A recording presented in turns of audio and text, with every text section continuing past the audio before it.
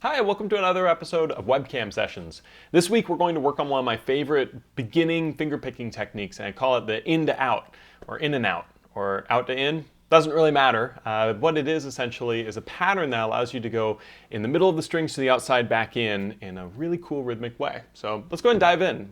We're going to start here by just playing a C chord. Use your ring finger here on the 3rd fret of the A string. And to start, we're going to station our thumb on our C string, and we're going to take our index finger and place it on our E string. Now when we do this, it's really important to have your fingers a little bit offset like this. Notice how my index finger is more perpendicular behind the thumb, and my thumb is about a 45-degree angle in front. I'm somewhere over the sound hole, not too low, not too high either, just right around where the sound hole and the body kind of meet in this area. And to start this, I'm going to pluck my thumb on my C string, and then I'm going to pluck my index finger on my E string. Now the in and out comes from, we're starting on in and we're going outward. So we're going to pluck the C, then the E, then we're going to take our thumb and move it up to the G string and pluck it. Then we're going to take our index finger and move it out to the A string. So the in to out portion is thumb, index on our C, E, G, A. Now, the trick here is that it's going to go back inward, and we're going to count to 6 as we do that, which sounds really confusing, but we've just done 4, right? We have 1, 2, 3, 4.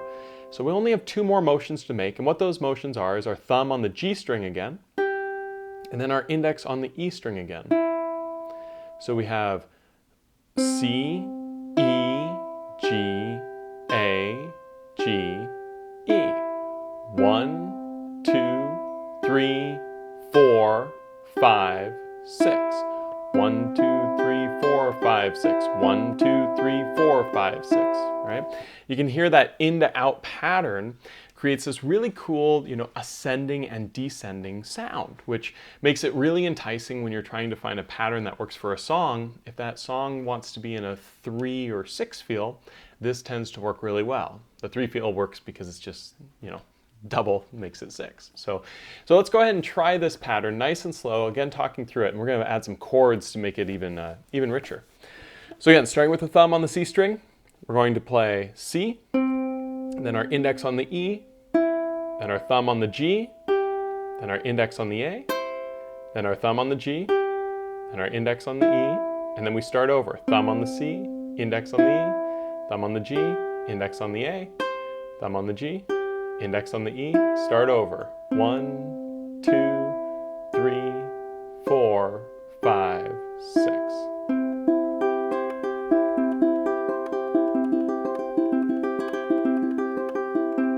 Pretty cool, right? Now, I like to put chords with this, and specifically I like to put chords that have different notes over the 4 strings. And the reason for this is if we have any 2 strings sounding the same, your picking will have 2 notes that might be the same, simultaneous, and that just doesn't sound as good. So we're going to use the C chord that we just talked about.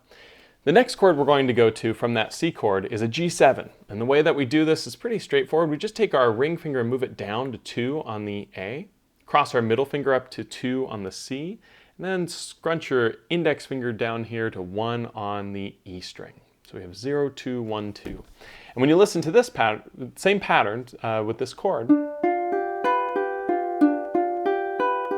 you can hear that all of the notes are different. So if we start on the C, we're going to do 1 rotation of 6. And then on the next rotation of 6, we're going to switch to the G7, and then we'll switch back. So that sounds something like this.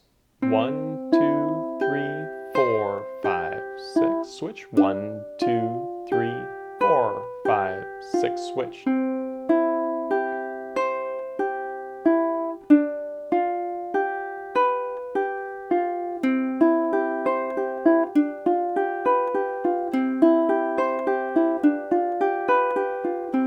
Sounds really nice, right? But just to make it even a little bit richer, we're going to add 1 more chord. We're going to add an F chord, but we're not going to add this F chord, right? Our everyday F chord normally is our middle finger up to 2 on the G string and our index finger on the 1st fret of the E. And when we do this, if you play your G and A strings together, if you're playing on a high G ukulele like I am, you'll notice they sound exactly the same. So if we were to do our picking pattern with this, we have a whole lot of this same note going, and that's not so great when we're playing G, A, G over and over and they're the same note. So a really simple change, just to make this chord a little bit more interesting, is taking our middle finger off, leaving the open G. This technically makes the chord called an F add 9, which I've used in other episodes of Webcam Sessions here, but it's one of my absolute favorite chords on the uke, and it sounds really great with this finger picking.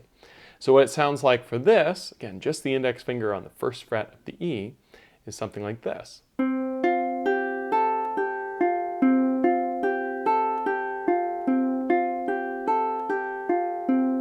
right. Now if we do one rotation on the C chord, then one rotation on the G7 chord, and then one rotation on this F chord, and then go back to the G7, we get a really nice, almost song-sounding exercise, and it sounds something like this.